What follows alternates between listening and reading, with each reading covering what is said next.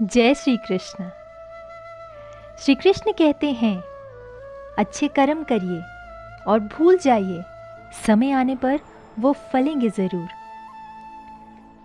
जिस तरह ब्लेड की धार बहुत तेज़ होती है परंतु पेड़ को कभी नहीं काट सकती, और कुल्हाड़ी मजबूत होती है लेकिन बाल नहीं काट सकती, वैसे ही हर इंसान अपनी काबिलियत के अनुसार श्रेष्ठ होता है।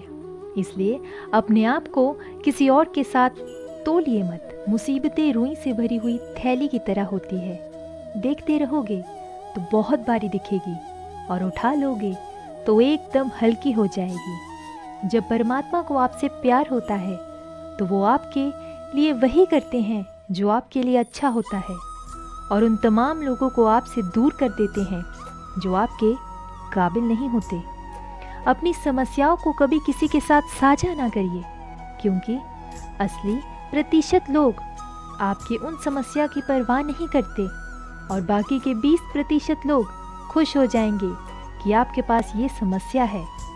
श्री कृष्ण कहते हैं, अगर कोई आपकी कीमत ना समझे तो निराश मत होना, क्योंकि कबाड़ के व्यापारी को हीरे की परख नहीं होती।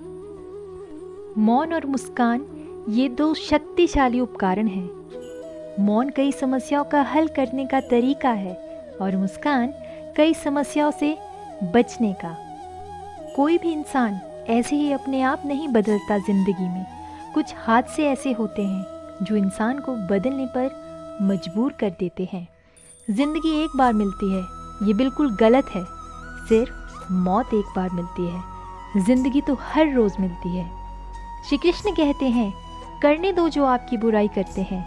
ऐसी छोटी छोटी बातें तो सिर्फ छोटे लोग ही करते हैं। हिम्मत नहीं हारना, अभी बहुत आगे जाना है। जिन्होंने कहा था तुमसे नहीं होगा, उनको भी करके दिखाना है। माफ़ी मांगने वाला हमेशा गलत नहीं होते। कुछ लोग झुक जाते हैं रिश्ते को बचाने के लिए। उपवास हमेशा अन्न का ही क्यों होता है? लोभ, लालच, चुगली, काम, क्रोध और गंदे विचारों का भी करना चाहिए।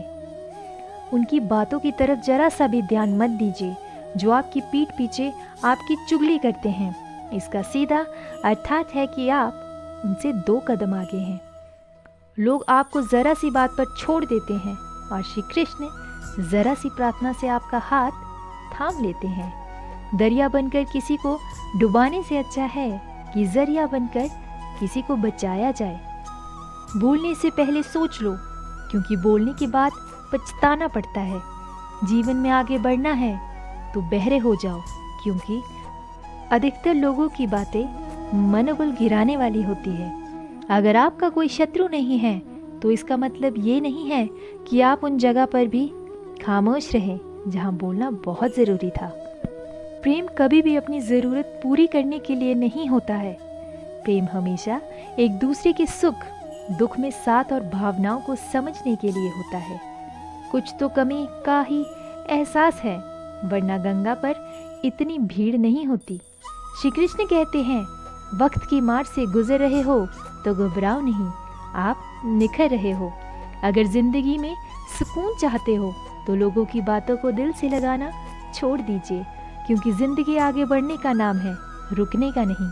परेशानी में अगर कोई सलाह मांगे तो सलाह के साथ भी देना, क्योंकि सलाह गलत हो सकती है परंतु साथ कभी भी गलत नहीं हो सकता।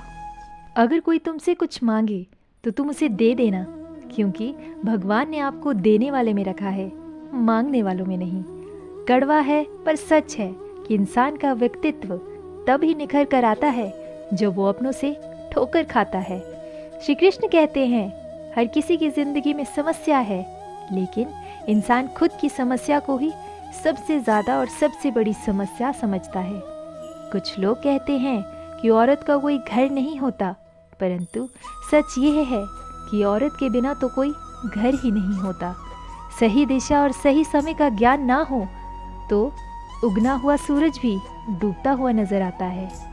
गिरगिट माहौल देखकर रंग बदलता है और हर इंसान हालत देखकर रंग बदलता है।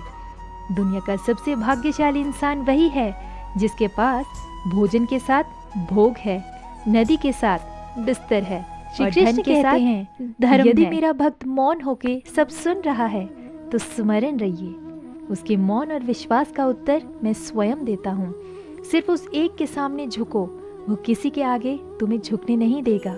अच्छे लोगों की संगत में रहो, क्योंकि सुनार का कचरा बादाम से भी महंगा होता है। श्री कृष्ण कहते हैं, जो आपकी सही बातों का भी गलत मतलब निकाले, उनको सफाई देने में आपका वक्त बर्बाद मत करो। एक दिन शिकायत आपको वक्त से नहीं बल्कि खुद से होगी कि एक खूबसूरत जिंदगी आपके सामने थी और आप दुनियादारी में उलझे रहे।